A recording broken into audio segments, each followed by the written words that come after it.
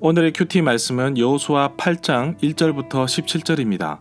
제목 다시 순종의 힘으로. 먼저 앞뒤 문맥을 살펴보겠습니다. 광야에서 38년간 방황을 끝내고 이제 약속의 땅 가나안으로 출발한 이스라엘 백성들은 요단강 동편 아모리 두 왕을 정복하면서 정말 기세등등하였습니다. 모압 평지에서 모세로부터 여호와의 율법을 다시 들으니 이제 가나안 땅에 들어가기만 하면 됩니다.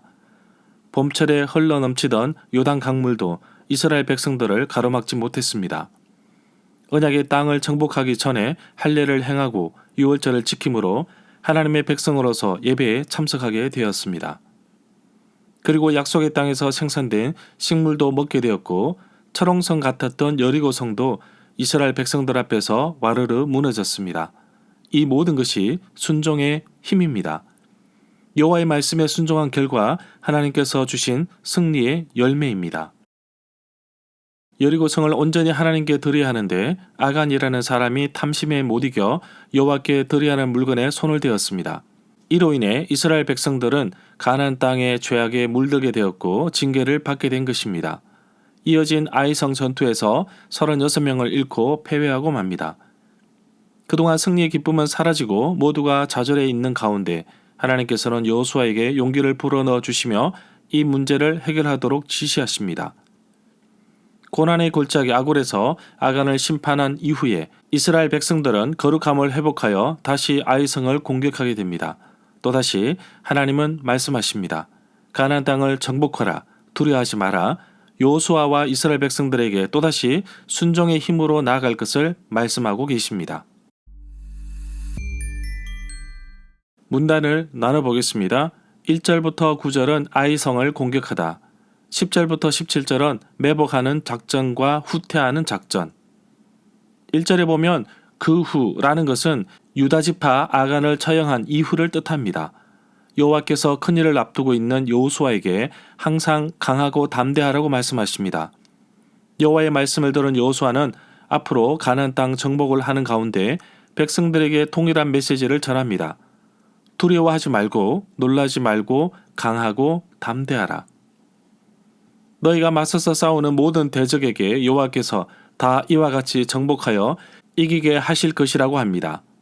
이미 요단강을 건너기 전부터 여호와 하나님께서는 이스라엘 백성들에게 약속의 땅을 앞두고서 두려워하지 말고 땅을 차지하라고 하셨습니다. 그럼에도 불구하고 큰일을 앞두면 긴장하기 마련입니다. 여리고 성읍을 이스라엘 자손들의 손에 넘겨주셨던 것처럼 아이성도 이스라엘 백성들의 손에 넘겨주십니다. 2절에 보면 하나님과 백성 사이에 아간이 저지른 범죄의 문제가 해결되었습니다. 이제 여리고 성을 정복했던 것처럼 아이성도 정복할 것입니다. 다른 점은 여리고 성에서는 여호와께 바쳐진 물건은 여호와께 드려야 합니다. 아간이 몰래 훔쳐서 문제가 되었습니다. 그런데 아이성의 정복 과정에서는 모든 전리품을 다 가져도 됩니다.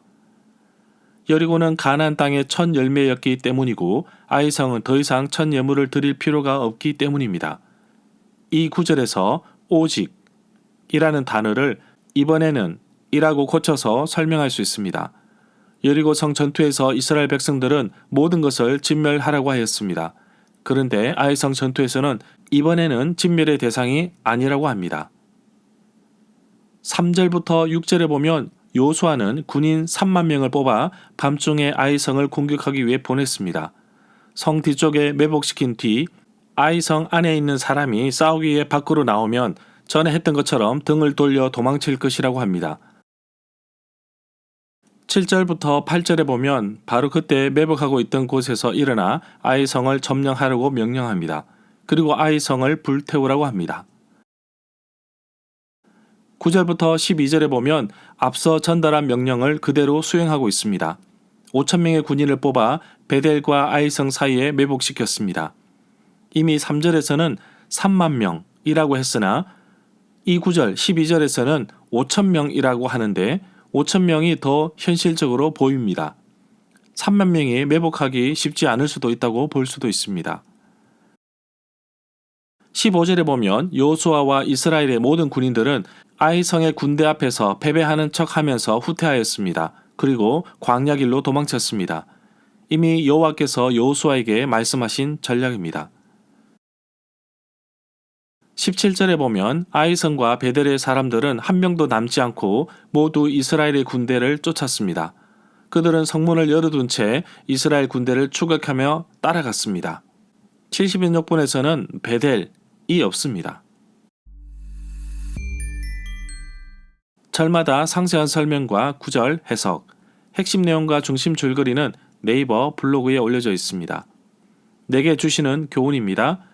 하나님은 계속해서 두려워하지 말라고 격려하십니다.